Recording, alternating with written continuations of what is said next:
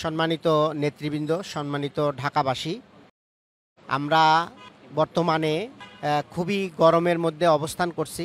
এই শীত এবং গ্রীষ্ম, বর্ষা এগুলো সবই আল্লাহর পক্ষ থেকেই আমাদের জন্য নির্ধারিত আছে। তবে কখনো কখনো মানুষের নিজেদের কৃতকর্মের কারণে ক্লাইমেট চেঞ্জ হয়ে যায় এবং প্রাকৃতিক দুর্যোগ দেখা দেয়। তো আমরা মাহে রমজান অতিক্রম করলাম। সিয়াম সাধনা শেষে খুবই শান্তিপূর্ণ এবং নিরিবিলি পরিবেশে আল্লাহ আমাদেরকে সিয়াম সাধনা করার সুযোগ করে দিয়েছিল এবং ঈদের পরপরই আজকে আমরা প্রচণ্ড গরমের মধ্যে অবস্থান করছি।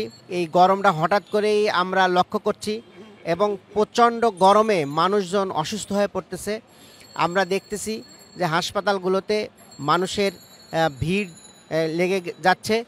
এইভাবে যদি এই ক্লাইমেট চেঞ্জ এবং এই প্রাকৃতিক দুর্যোগ অব্যাহত থাকে তাহলে মানুষের জন্য চরম একটা দুর্ভোগ অপেক্ষা করছে এবং আমরা আল্লাহ রাব্বুল আলামিনের কাছে কায়েমুল বাক্যে প্রার্থনা করব।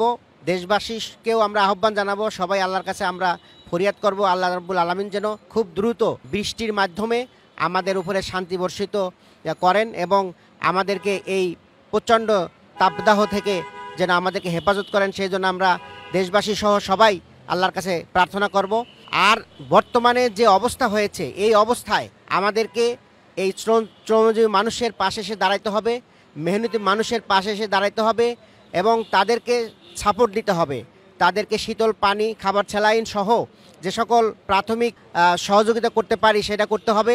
আমরা সামর্থ্যবান ব্যক্তিদেরকে এবং সরকারকে উদাত্ত আহ্বান জানাবো যে রাস্তাঘাটে পানির ব্যবস্থা করুন এবং মানুষকে সহযোগিতা করুন।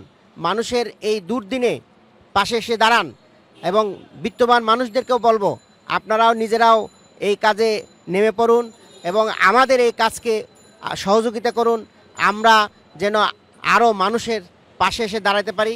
আমরা আজকে উদ্যোগ নিয়েছি পল্টন থানার আনাচে কানাচে সকল শ্রমজীবী মানুষকে আমরা পানি পান করাবো। সেই জন্য আমাদের এই কাজকে সহযোগিতা করার জন্য আমরা উদাত্ত আহ্বান জানাচ্ছি এবং বিত্তবান মানুষরাও যেন আমাদের পাশে এসে দাঁড়ান।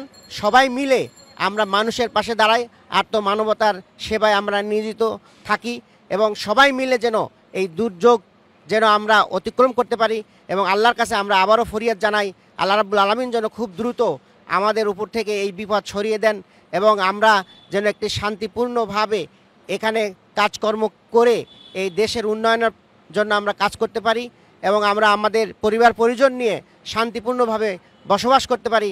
আল্লাহর কাছে আমরা কায়েমুল বাক্যে আহ্বান জানাচ্ছি এবং দেশবাসীকে সবাই মিলে যেন এই কর্মসূচি সফল করতে পারি সেই উদাত্ত আহ্বান জানিয়ে আজকের কর্মসূচি আমরা উদ্বোধন করতে যাচ্ছি এবং আমরা মানুষের পাশে এসে দাঁড়াবো এবং সবাইকে আমরা শীতল পানি পান করিয়ে তাদের কাজকে আরও উৎসাহ জানাবো এবং আমাদের কাজকে সবাইকে সহযোগিতা করার উদাত্ত আহ্বান জানিয়ে আমরা আমাদের কাজ এগিয়ে নিয়ে যাওয়ার জন্য সবাইকে এগিয়ে যাওয়ার উদাত্ত আহ্বান জানাচ্ছি। আসসালামু আলাইকুম ওয়া রাহমাতুল্লাহ।